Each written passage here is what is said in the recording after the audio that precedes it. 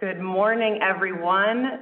Thank you for joining us this morning around this rich conversation around Plus Antibacterial Suture. It's a very exciting week as we celebrate Plus Suture's 20th birthday. 20 years, incredible. Yay. My name is Lauren Hathaway, and I am very excited to be on the Plus Suture team here at Ethicon. I'll be facilitating the dialogue. On behalf of Ethicon, I'm thrilled to welcome 3 experts in surgical site infections. And if we took the time to read through their CVs, we would be here through the weekend. So we have this quick bio up here. But for now, I will just say welcome, Dr. Edmiston, Peter Graves, and Maureen Spencer. We're really happy to have you here at Ethicon and looking forward to the dialogue this morning. A quick housekeeping, if you have any questions during the presentation, there is a QA tab on the bottom of your Zoom screen. So you find that and you can submit your questions that way. And we'll have time for Q&A at the end of the session. So without further ado, thank you again for joining us. And I am going to turn it over to Dr. Charles Edmiston to get us started this morning. Thank you very much, Lauren. It's a pleasure to be here. This has been a 21-year journey for me. And when I look back at some of the opportunities I've had to meet with your colleagues and meet with our clients, I've been very, very fortunate because we're all trying to improve patient outcome. This is going to be kind of an abbreviated program. I want to really focus on the antimicrobial suture component rather than a normal lecture where I embellish the evidence-based process in which the suture is part of that.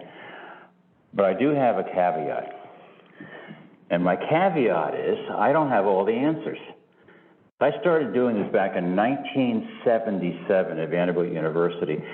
And when I got to the point where I thought I knew it all, then I would discover some new comorbid risk factor which would change the whole paradigm.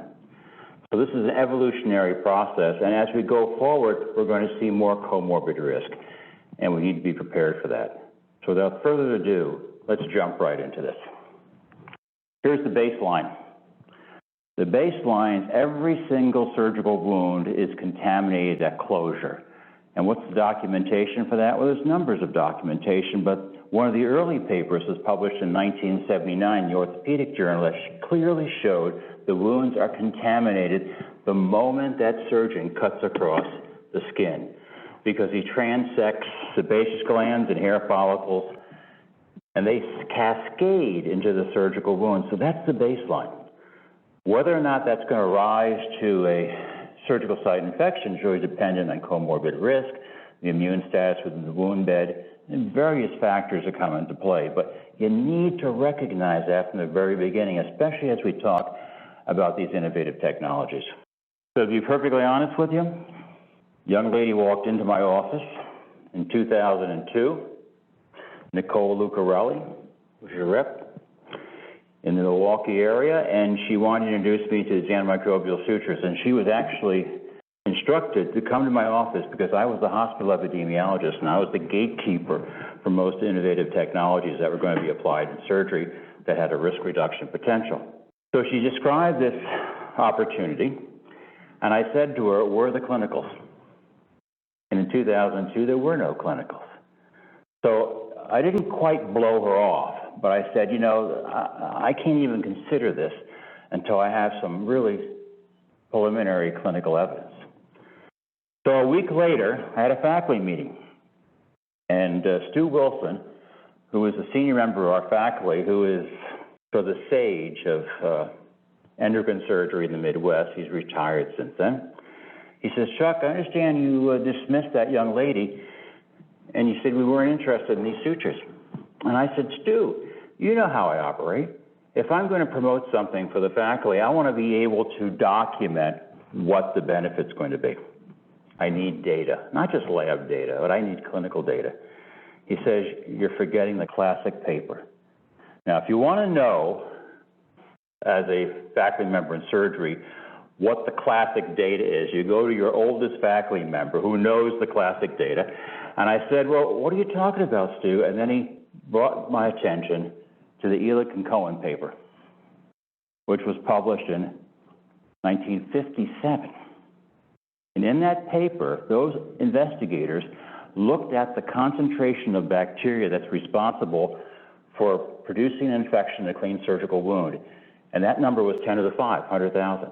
But if you close that wound in the presence of hematine, necrotic tissue, or a foreign body, that inoculum burden goes down from 10 to the 5, 10 to the 2. That foreign body in that study was a silk suture. And I thought about that, and I thought, that's very reminiscent of a project that I was involved in 1984 and 1985. We were trying to determine why some of our vascular graft patients develop these pseudoaneurysms 4, 5, or 6 months post-implantation. And these patients received double velour Dacron grafts at that time. This is way prior to the endovascular revolution. They'd come back with these pseudoaneurysms, and when they'd come back and we'd take the grafts out and do an in situ graft replacement, we took tissue and we took pieces of the actual graft itself and the sutures that were attached to them. And the picture on your left-hand side shows the organisms within the tissue adjacent to where the graft resided. You can see these flocculent bodies, and you can see red blood cells. The picture on the other side, this is a vascular graft now. That's a biomedical device that biofilm is attached to. That's a proline suture. And I thought, maybe there's something to this antimicrobial suture. So I decided, I called Nicole back. I said, Nicole, can you come back and could you bring free suture? Because I don't want to buy the stuff, all right? Because we're going to do a series of studies. I had residents and fellows.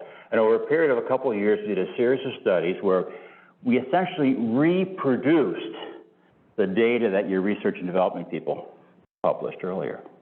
And we determined, and we looked at Vicryl this time, we determined that whether it was an inoculum burden of 10 to the 5 or 10 to the 2, we get significant adherence to the non-antimicrobial suture, which is the green bar, but very few organisms would adhere to the antimicrobial, the triclosan-coated technology. And we measure them by colony-forming units per centimeter length of suture. And then one of our medical students, who actually had a master's in microbiology, has gone on to become a surgeon since then, superb surgeon, she took some of the bugs, the multi-drug resistant strains that we had, including the gram-negative strains, ESBLs, extended spectrum beta-lactamase resistant strains, and did her own little study, and she incubated these for 48 hours, then brought them to my office and say, Dr. Edmiston, I want to show you this. And I looked at this, and I see this zone of inhibition around these sutures.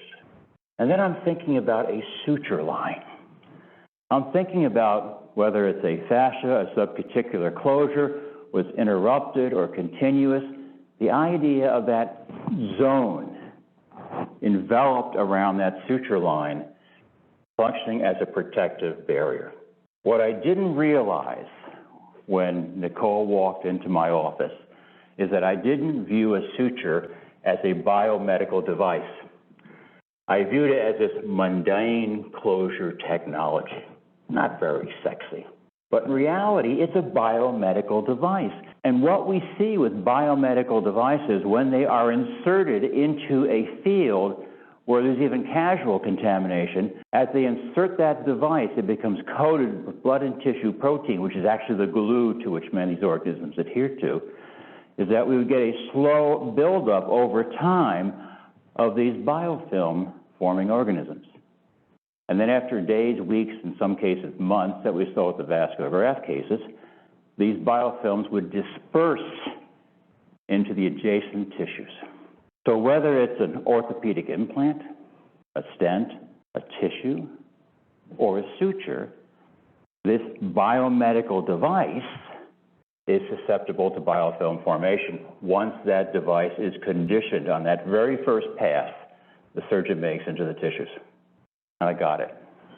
Yeah, I could see how this technology could be beneficial. The problem we had was the clinicals. And over a period of 4 or 5 years, we started seeing some papers coming out. And some of the early papers weren't very good. Studies weren't well designed.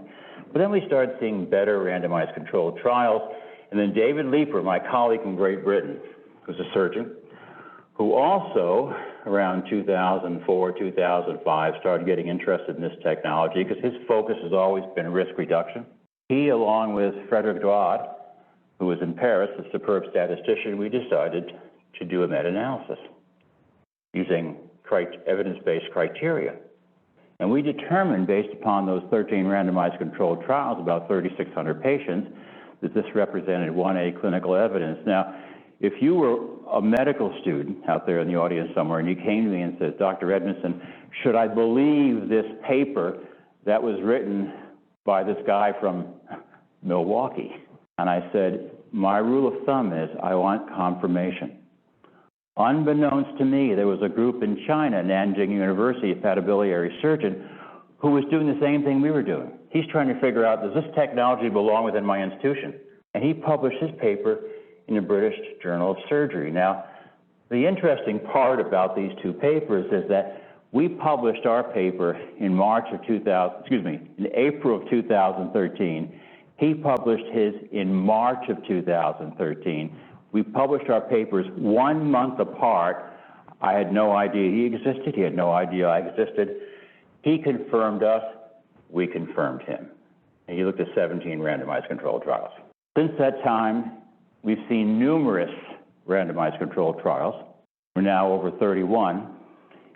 In our original study, we showed somewhere between a 27% to a 33% risk reduction. The De Jong study, which was a much larger study involving 21 randomized controlled trials, showed a 28%. And you can see by the p-values, significant values all the way down the line. So we've got evidence out there that this is a risk reduction technology. The question really comes to bear, is it a safe technology? Well, think about this for a moment. This technology has been out for 21 years.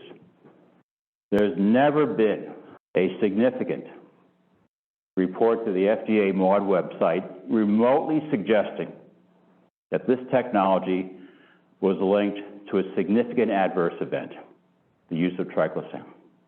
We also know there's no evidence of pediatric toxicity because of the Redco study, the Finnish study involving 1,600 children. This is an abdominal surgery procedure. And we also know there's no evidence of chronic toxicity, carcinogenicity, reproductive toxicity. And occasionally there's some anecdotal reports of some tissue interaction, but in general there have been no significant reports showing any adverse events related to implantation of this biomedical device into the patient. The activity is sufficient for gram-negative and gram-positive surgical wound pathogens. We showed very early it was very effective against E. coli. We also know that we have sufficient evidence-based studies out there validating this technology. And then David and I published a cost-effective study in British Journal of Surgery, which came a couple of years after Singh at Johns Hopkins published his analysis. So we have the full smorgasbord in terms of safety, efficacy, and cost effectiveness. Again, with Frederick, we wanted to say what surgical procedures would benefit from this. And we showed that class 1 clean, class 2 clean contaminated, class 3 contaminated surgical procedures benefited from the use of this technology. But the question always remains is what happens if a patient has penetrating trauma to the bowel, comes into the trauma board, they are able to isolate and contain the source, and then when they close the patient, they back out, and they close the fascia. Would this technology have any risk reduction benefit within that patient population? And my very good friend Miguel Cainzos, along with his colleagues in Santiago de Compostela, northwestern Spain, has a long history of looking at SSI risk reduction, and he's been very active in the European Society of Surgical Site Infections. And he published his paper this year, 2022, looking at 5,000 plus patients, and this was a prospective observational study. And he showed that there was a 36% reduction in SSIs, compared to the non-antimicrobial technology. But importantly, it answered a question that we've been trying to figure out for the past 10 years. He showed that there was a significant risk reduction across surgical spectrums, including class 4 dirty surgical wounds. So 21 years ago, when Nicole walked into my office, there was no data except laboratory data. And now we have over 15 national, international SSI prevention guidelines recommending this technology as a risk reduction benefit. And some of those guidelines are orthopedic, some are general surgery. We have recommendations from OBGYN across the surgical spectrum. So what is very interesting about this technology is that this technology, these sutures, along with perioperative skin antisepsis, along with antimicrobial prophylaxis, is hardwired in to the surgical care bundle. What do I mean by hardwired? Well, if you've got the suture on board, you're going to use that suture. You're going to do perioperative antisepsis based upon the current standard of care, and you're also going to deliver antibiotic prophylaxis based upon the standard of care. That's hardwired in. It's the other evidence-based processes like normothermia, glycemic control, is what we have to monitor in terms of compliance.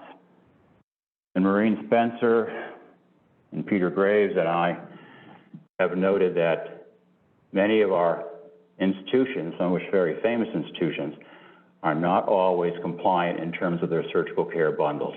But the suture is hardwired in, which is an important consideration. The other important consideration is that not only do we have these 31 randomized controlled trials, but since 2006, I, along with my colleagues, Maureen, recently also with Peter, we've published 18 additional publications, meta-analysis,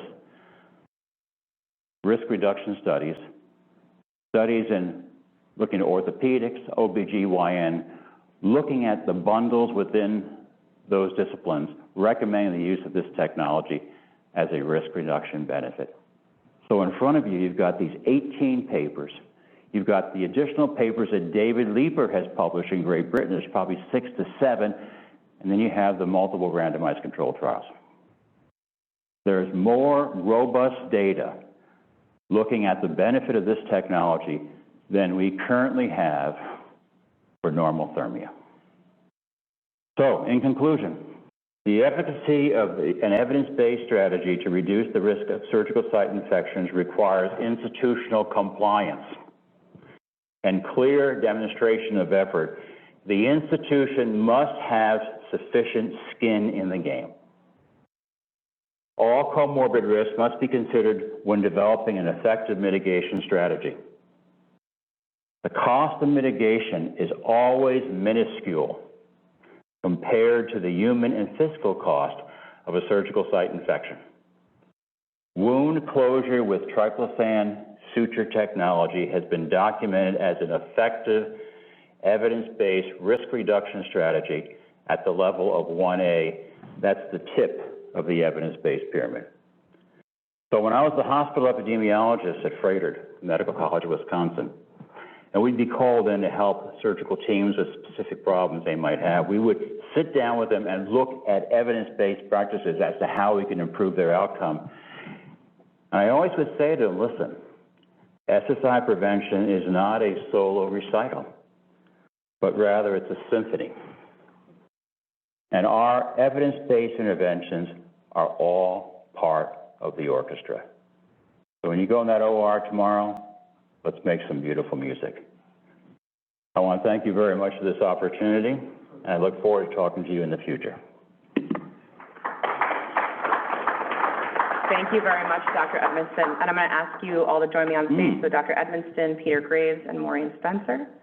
Thank you again for the overview, Dr. Edmiston. It's a really nice segue into some of the questions that I have for you guys. All right, Maureen. Okay. Hello, Maureen. I know that you have been in the infection prevention space for over 40 years. You were an early pioneer of infection prevention. I know you traveled the world helping hospitals implement surgical care bundles. So in your experience, what gives you such confidence to make sure that Plus Antibacterial Sutures is always a part of that bundle? Good question, because I really recommend bundles. And I think, Peter will probably be talking about some of the ways you can do, teams and committees and groups together. So I'll give you the story of how I got involved with the suture. Back in 2004, if you can imagine, I was the head of infection control at New England Baptist, which is an orthopedic hospital in Boston. And they do at that time, they did over 12,000 procedures a year. So a surgeon from the Brigham approached me and said, and he also did surgery at the Baptist, and he said, there's this great device, this medical device, these sutures, and anything antibacterial. And I thought, oh, that's brilliant. That's a really great idea. He showed me the animal studies, very impressive.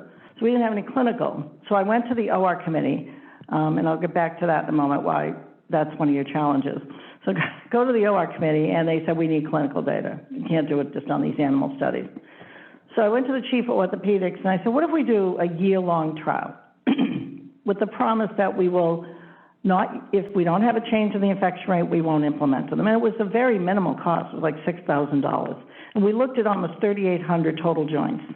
And we had a statistically significant reduction. What was most impressive is that the organisms that cause the infections, especially Staph aureus, and with the MRSA as a subset, dropped by 45% in that particular group of organisms. And so that was enough for them to say, yes, we're going to do it. And not just for orthopedics, we're doing it for everybody. Why wouldn't any patient have the right to have access to this device? So it was for general surgery, GYN, everybody. So on July 4th, when they weren't around, the surgeons, is when we changed all the suture codes. So they wouldn't know. So we didn't tell them for the whole year. So we wouldn't have the hop-on effect, because you know how they can be when you change their equipment or devices. So that's how I got it into the Baptist. And I put a poster together, presented AORN, and somebody from Ethicon, this guy named Gary, came up to me, and I think he might have been the CEO or something, and I had no idea who Ethicon was. That's important. Right. You are not one of our infection prevention companies. I work with BD, CareFusion, Ecolab. We do disinfectants, antiseptics, nursing devices, central lines, respirators, catheters. So this was like, who's Ethicon? He said, this is a great poster. Would you be willing to do a talk on this? Could you put this together in a talk, your 7S bundle? I said, absolutely. So that's how I actually got introduced to Ethicon in 2006, and I met Chuck at that point. So from that point on, I then left and became a corporate director at UHS, which has 28 hospitals in 7 states. So I just traveled every single week to these hospitals. And as we implemented the 7S bundle, we came to the sutures, I did the same thing. I did a cost analysis. I costed out all their infections, the surgical site infections. They want to see what's going to be the cost avoidance or the potential cost savings. And so we were able to get it into, again, all of their hospitals. And they said, we're just going to change out all the suture codes. And if I remember it, they were already using, a lot of the hospitals were using them. It was like maybe a $40,000 budget increase. And we were able to show them the next year, using a cost calculator, the reductions in infections, which was close to 40%. So the challenges from an infection prevention point of view, as I mentioned, we weren't used to know who your company was, Ethicon. And I actually made a recommendation that you might want to market it as Plus Antimicrobial Sutures, or have a website just for that, and more put that out there on your boots and so forth, so that catches your eye. And one of our conferences, like, oh, it's an antibacterial suture. This is an implant. You're going to leave this in patients. This is an implanted device. So getting them start to think from that point of view. So I think the challenge we're now having is because of COVID especially, and now we have to have infection preventionists not only in all hospitals, but ambulatory care centers. They have to be in nursing homes, rehabs. So there's been this need for additional IPs. About 80% of us are nurses, but now we're seeing masters in public health. A person who just goes to college, gets an MPH, no clinical background. They've not been in the ICUs, they've not been in the OR, and they're the ones now in charge of the program. And so many of them hide in their office doing very good epidemiology and crunching the data, but what they need is to be brought into the OR. So one of the things I had suggested is that the reps work with the IPs and even suggest, can I take you to the OR to show you how they apply the Dermabond, how they apply, what's perineo, what does it look like, what are the sutures and the different types of sutures, so that they have a much better idea of what they look like to support you and help to be your champion. So typically it's somebody, either the hospital epidemiologist as head of the infection control committee or the infection preventionist is your champion, because we have to approve any device that's considered infection prevention or infection control. So those are the ones to kind of seek out, and I can't say enough about if they've not been in the OR, many of them haven't been.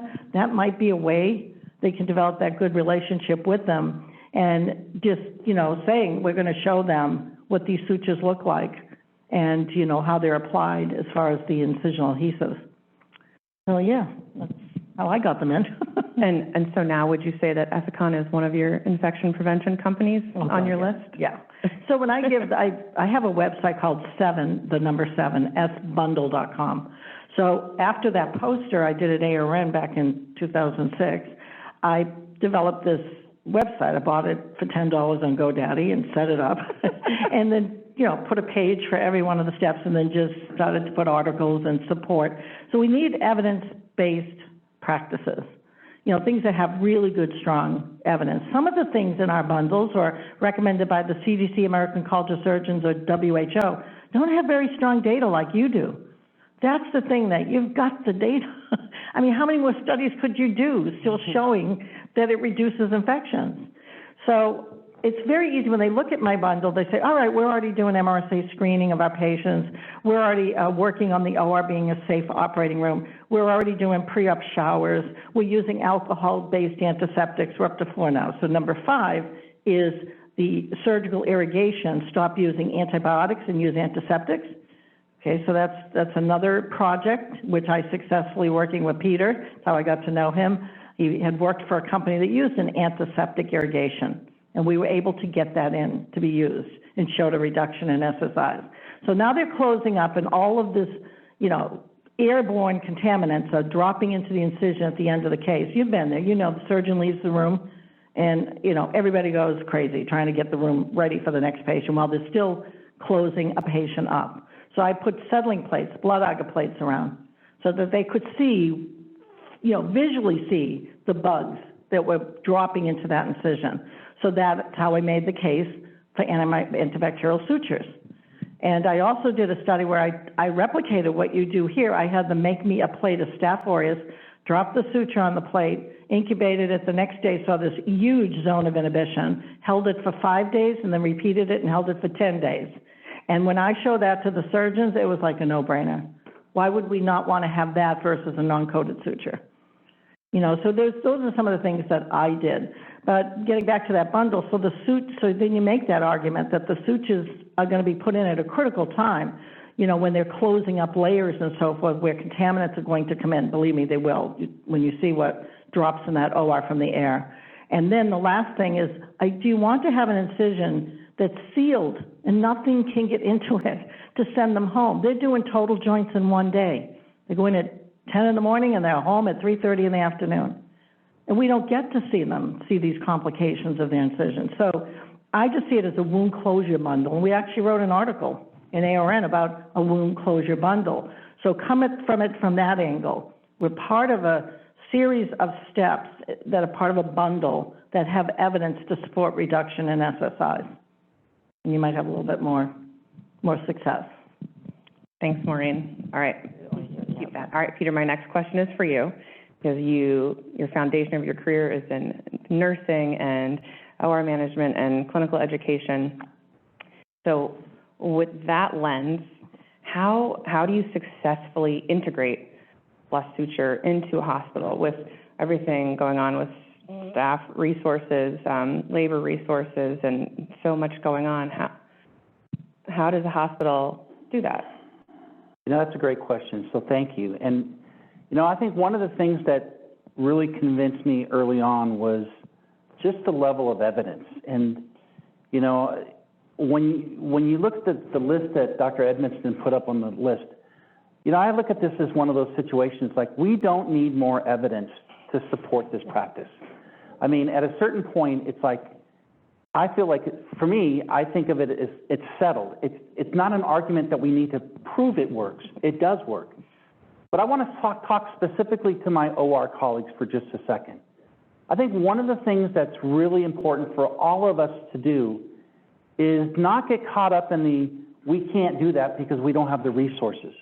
You know, we're coming out from under the cloud of COVID, but it's also an opportunity for us to make it the best coming out party that we can have. And so I think one of the things that I would recommend to you is assess what you're using from a wound closure aspect. I'm not going to regurgitate what Maureen and Dr. Edmiston has talked about, but I want to really talk to you about, we need to assess what we're really doing in the operating room. See, most of you have implemented bundles, and one of the things that we have recently discovered, the three of us, along with some colleagues from Premier, looked at hospitals and how they've implemented the colorectal bundle that was published 6 years ago. And what we saw was compliance was anywhere from 99 to 1% implementing the guidelines for colorectal bundle. That's unacceptable, colleagues. That's unacceptable. And so Maureen and I are actually going to be speaking at AORN and APIC on this, as well as the true cost of an SSI, because we don't really conceptualize what that impact of a product can do to the patient's outcome. So assess what you're doing. Do a gap analysis. If you need those type of tools, AORN has a great gap analysis tool. As an educator, I cannot tell you how important this is. So allow your reps to come in and educate.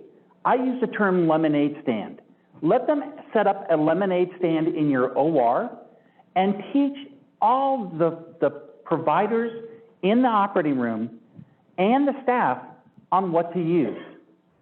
Focus on your surgical techs. They're the ones that are going to be passing the suture to the docs. And I think it's important for all of us to understand that we have a crucial role in this. I ask you, based on the evidence you've already seen, why are we stocking both plain and plus? We should be stocking just plus, because every patient deserves the best. I mean, if I'm on the table, please, I'm just going to tell you, wherever I am, I would expect you to use what's on the evidence-based guidelines, all right? Not based on a purchasing decision on cost alone. Work with your local reps to work with their cost calculators. There's a lot of tools that are available to you to help you implement this. Now, I'm not sure that Maureen's technique would be really acceptable everywhere, but it worked, all right? And then they collected data and were able to show what they were able to accomplish by making that subtle, simple change. The funny thing out of this study that we just got accepted into surgical infections was the doctors didn't even know the type of suture they were using. So this is not going to be an incredibly difficult suggestion to get across, but we're still going to have to overcome some of those inherent biases that they have. So this is where I think it's really important to partner with your local rep, partner with your chiefs, partner with your administration to make sure that this happens, because one thing that we're going to be talking about at AORN is we're going to be talking about a cost calculator. You know, what does it cost for an SSI? It's tremendous. And having had a brother that passed away from a hospital-acquired infection, to me, it's priceless. So I think one of the things that we have to understand is that those patients have families. And we need to not be just treating the patient and their wallets, but we need to be taking care of the patient. And I think that, for me, is what keeps me going in the mornings. And I would hope that you hear my passion in my voice. Everybody deserves the ideal products that will prevent infections. And that, to me, is starting off with something that doesn't require a behavioral change, and that is using a plus suture on all patients. Thank you, Peter.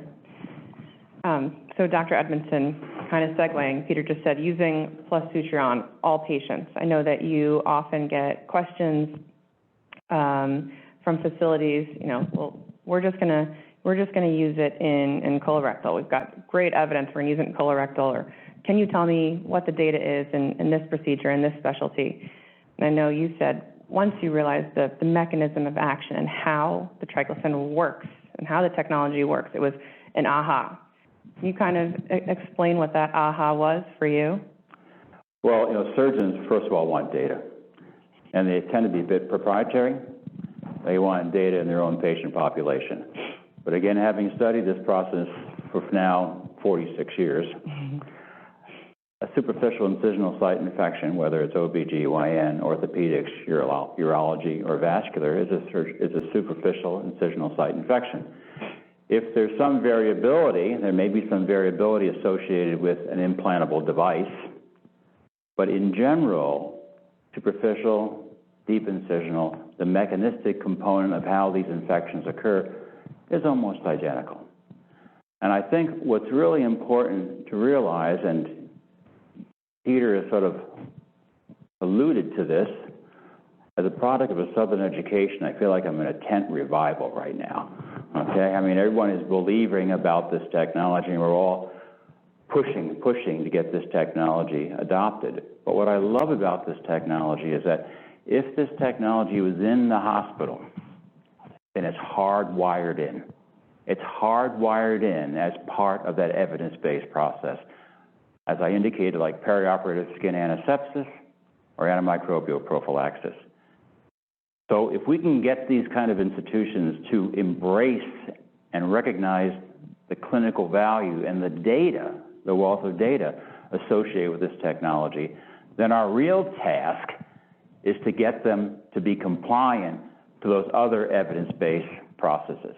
Now, the irony about this paper that's about to be published, perioperative skin antisepsis, skin antimicrobial prophylaxis, 99.9. and the use of antimicrobial sutures, anywhere from 95 to 100% compliance, because it's hardwired in. It's everything else that's causing us issues. I always told the reps that, first of all, this technology is not a magic bullet. It has to be part of a thoughtful interventional strategy. But what it does do is it has a very specific purpose. It prevents that device from being a nidus for infection. And as a nidus, you create this biofilm environment which can then go on to contaminate distant fields in the patient. And think about an orthopedic procedure. If they use a regular suture for subcuticular closure. Remember I said every surgical wound is contaminated at closure? That biofilm begins to build up, and over a period of days, weeks, maybe even months, it disperses into the adjacent tissues.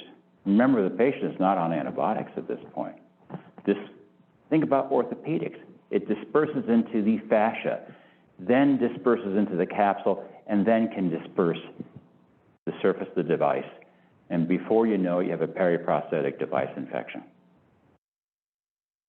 From my perspective, because I study this all the time, this is a very simplistic model, but it's eloquent and it shows exactly how these infections are perpetuated within our patient population. So the key is to get the technology into the institution so it's hardwired, and then we have to work in implementing those other evidence-based processes that make the whole process itself beneficial. I'm going to end by saying this. So I mentioned this yesterday to some of your engineering personnel, and they said this is a great analogy. How did we get to the moon in 1969?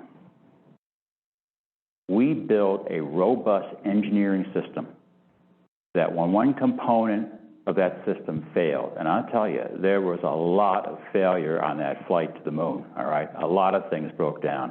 But the system was so robust that as one system failed, the backup system or the secondary system came forward so that mission was successful.